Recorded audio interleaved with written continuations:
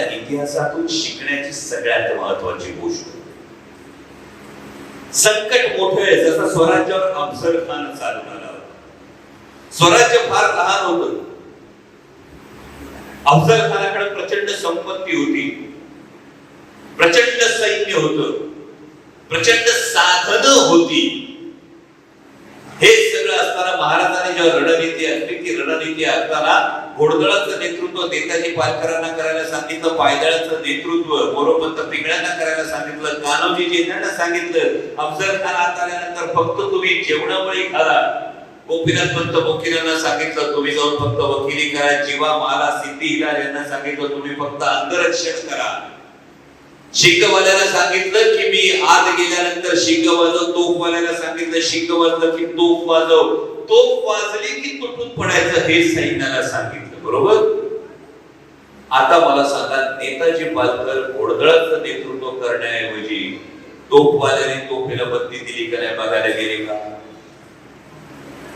मोरोपंत पिंगळे पायदळाचं नेतृत्व करण्यासाठी जिथे लपून बसले होते, तिथून मोरोपंत पिंगळे आपली जागा सोडून गोपीनाथ पंत वकील नीट वकिली करतायत का ते बघायला गेले का?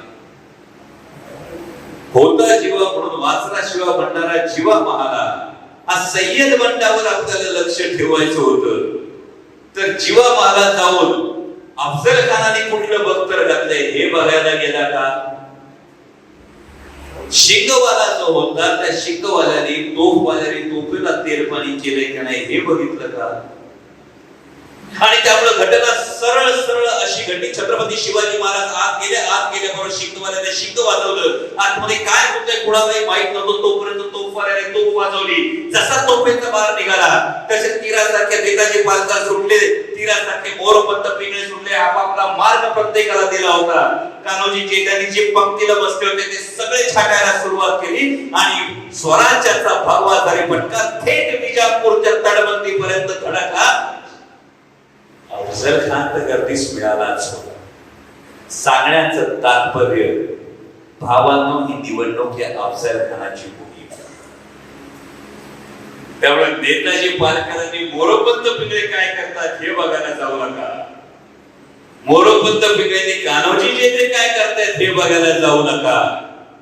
प्रत्येकाने आपापली जबाबदारी चोख बजावली. तर आज रामनवमीच्या दिवशी शिवजन्मभूमीत उभं राहून सांगतोय,